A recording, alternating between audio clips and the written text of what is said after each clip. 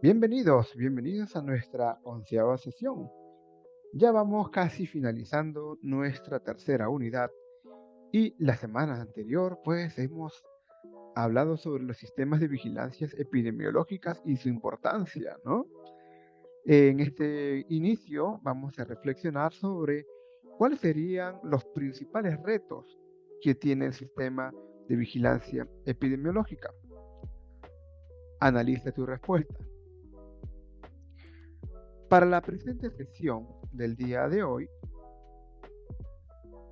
vamos a desarrollar el diagnóstico situacional inicial de salud.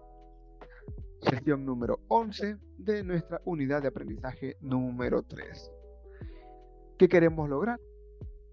Que puedas tú conocer, identificar la metodología de un diagnóstico situacional inicial de salud.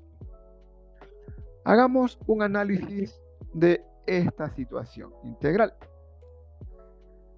Pues el análisis de situación integral de salud constituye una de las principales herramientas conceptuales y metodológicas para la implementación de nuestra salud integral, con la participación de los actores sociales, que se va a ir construyendo desde lo local este diagnóstico y este análisis de la realidad para poder identificar el problema en salud, sus prioridades y los medios potenciales para poder transformarlos, estos problemas, en una solución, los cuales lo vamos a llamar como planes locales de salud. Este análisis que se realiza a nuestro sistema integral de salud debe de implementarse en cada establecimiento de salud del primer nivel de atención y es de responsabilidad directa del administrador técnico, los integrantes del equipo de salud y los actores comunitarios. Cada equipo de atención integral de salud tiene la responsabilidad de elaborar el diagnóstico inicial del territorio y de la población asignada, y el delegado consolida el diagnóstico de la unidad territorial poblacional asignada. Por lo tanto, es una participación directa de los centros de salud y de la población. La DIRIS consolida los diagnósticos situacionales, que es la Dirección Regional de Salud, de los establecimientos de salud en su ámbito de intervención y elabora ese diagnóstico situacional. La actualización de datos debe realizarse una vez al año. Ahora sí, veamos un poco más sobre lo que es el diagnóstico situacional inicial de salud. Este diagnóstico comprende el levantamiento organizado y participativo de la información y el análisis de los determinantes sociales de la salud, como lo hemos visto en la primera unidad, y que son insumos para la identificación de los problemas, prioridades que sirven para formular el plan local de salud. Este levantamiento de la información en el diagnóstico situacional implica la revisión de distintas fuentes documentales que contienen datos del territorio, así como el recoger información de actores claves de la población. ¿Cuáles son los pasos para desarrollar un diagnóstico situacional? Pues informar a la población del modelo de atención integral de salud y de la realización del diagnóstico situacional. Realizar una revisión haciendo una recopilación de la información que existe del medio. La elaboración del mapa de actores con el equipo de atención integral de salud y con los líderes comunitarios.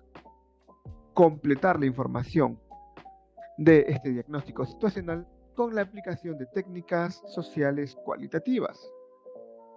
Producción del documento de diagnóstico situacional que comprende la información del análisis de la misma. Esto lo vamos a ver a continuación y ya de manera segmentada. Muy bien, paso a paso. Primer paso, aspectos a desarrollar en el diagnóstico situacional. Caracterización de la unidad geográfico-histórica de la población. Tenemos que hacer una revisión y un reconocimiento del ámbito geográfico. ¿Cuáles son las características geográficas del lugar donde vamos a desarrollar este diagnóstico? ¿Cuál es su ubicación, su superficie, altitud, clima, entre otros detalles geográficos de importante interés? Así también la identificación de factores protectores del entorno geográfico y que éstas puedan favorecer la salud y el buen vivir. Es importante hacer un reconocimiento del ámbito histórico. Haremos una recolección de datos que nos permitan conocer la historia del lugar. Esta información incluye la descripción de la población, los hitos más relevantes y quiénes son sus actores. En el punto número 2 encontramos las características socioambientales de la población. Situación ambiental que incluye, por ejemplo, el aire, el agua, el suelo, el estado de conservación de los recursos naturales, amenazas naturales, amenazas producidas por el ser humano, fuentes de eliminación de desechos sólidos, niveles de ruido, fuentes de contaminación ambiental, y así como la identificación de factores protectores del entorno geográfico. Número 3. Características demográficas de la población. Sí, es necesario conocer estas características demográficas, sociales y económicas. La edad, el sexo, área de residencia, índice de feminidad, tasa de crecimiento, tasa de dependencia, entre otros datos importantes de estas características sociodemográficas, así como también aquellas características socioculturales, una descripción sociocultural, étnica, de identidades diversas, que incluye el idioma, migración, identidades juveniles, diversidad sexual, cultura alimentaria, entre otros importantes características socioculturales, y que éstas puedan tener evidentemente un impacto en la salud. Número 4. Características económicas de la población, sea por sexo, por edad, por pertenencia étnica. Aquí tenemos que recoger datos sobre la población que está en edad de trabajar. ¿Cuál es la población económicamente activa? ¿Cuál es la población económicamente inactiva? El nivel de pobreza extrema, la matriz de productividad del territorio, la matriz ocupacional, desempleo, subempleo, la distribución por sectores laborales, zonas agrícolas, industriales o servicios, entre otros. Características económicas. 5. Características del perfil educativo formal de la población, por sexo y etnia. A ver cómo está su nivel de analfabetismo, cómo está el nivel de analfabetismo funcional, el nivel de escolaridad, deserción escolar, la integración de personas con discapacidad a una educación regular, el número de establecimientos educativos por tipos, número de alumnos y maestros en instituciones educativas, la ubicación geográfica, las condiciones de las infraestructuras donde se va a desarrollar estas actividades educativas. 6. Características del perfil de salud, enfermedad en la población. Aquí, estos datos son quizás uno de los datos más importantes de toda esta exploración. Necesitamos explorar la morbilidad, cuáles son sus principales causas y tendencias, morbilidad general, materna e infantil, morbilidad de notificaciones obligatorias, morbilidad crónica degenerativa, morbilidad dental, morbilidad de accidentes y violencias, morbilidad de adolescentes, morbilidad en grupos étnicos, problemas nutricionales, y así como también la mortalidad por grupos, edad, causas y tendencias. Número 7.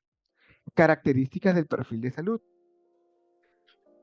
Es importante conocer estas características del perfil de salud-enfermedad en la población, como la mortalidad general, la mortalidad infantil, la mortalidad materna, la tasa de fecundidad, la tasa de fertilidad, el embarazo en adolescentes, el acceso a los métodos anticonceptivos, edad y sexo, personas con discapacidad, identificación de factores protectores, condiciones ambientales, actividad deportiva, prácticas alimentarias, entre otros.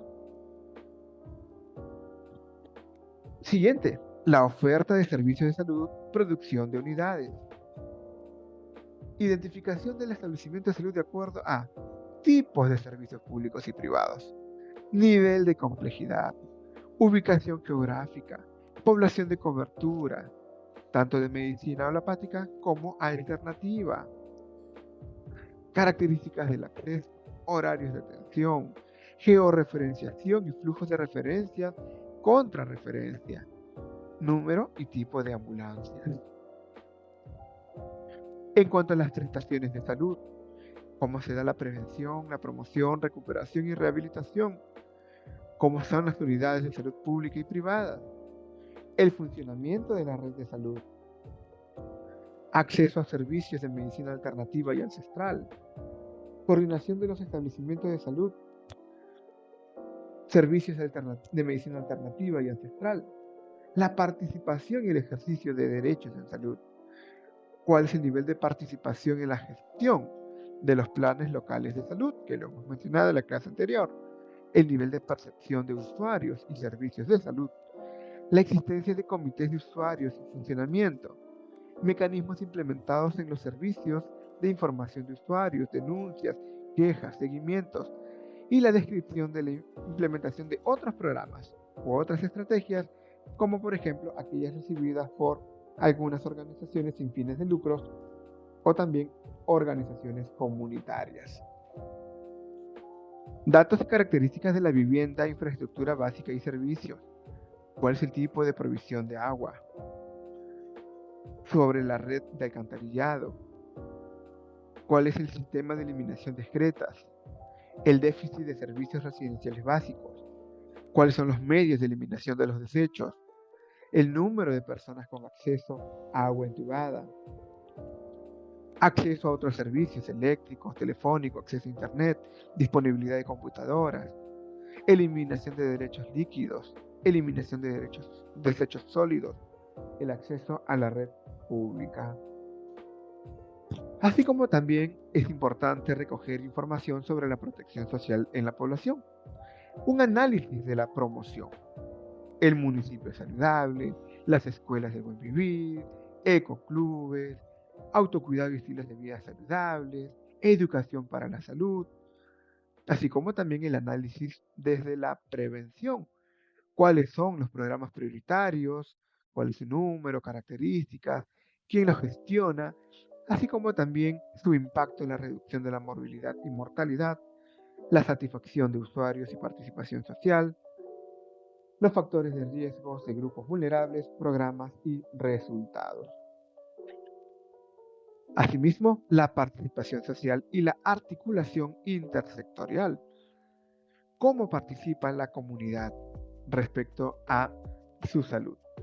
Es importante entonces identificar y analizar los actores institucionales y comunitarios, identificar la existencia de comités locales de salud y planes locales de salud previamente organizados, la existencia de proyectos relacionados con salud, la existencia de planes y políticas locales, el análisis de la participación social, y así como también buscar información en diferentes ámbitos sobre la existencia de comités de salud, su historia y otras actividades realizadas.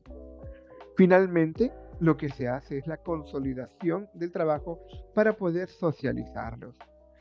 Aquí es muy importante el trabajo con la población. Es por ello que los comités locales de administración de la salud, los CLAS, van a impulsar la participación de la ciudadanía en las acciones encaminadas a mantener la salud, a modificar los determinantes de la salud y a efectuar acciones coordinadas con los equipos para intervenir en situaciones emergentes. Esto conlleva a desarrollar acciones de corresponsabilidad en la gestión de salud. A modo de conclusión, diríamos que el diagnóstico situacional de salud es la principal herramienta para la identificación y priorización de los problemas de salud en una comunidad. Además de ser fundamental para la planeación de programas en salud y la aplicación de alternativas viables y factibles en respuestas a la problemática detectada. Aquí tenemos la referencia bibliográfica y culminamos con esta frase. El secreto para tener buena salud es que el cuerpo se agite y que la mente repose. Vicente Boullard. Muchas gracias por su atención. Participemos en nuestras actividades programadas, así como también en nuestra sesión sincrónica. Nos vemos la siguiente clase.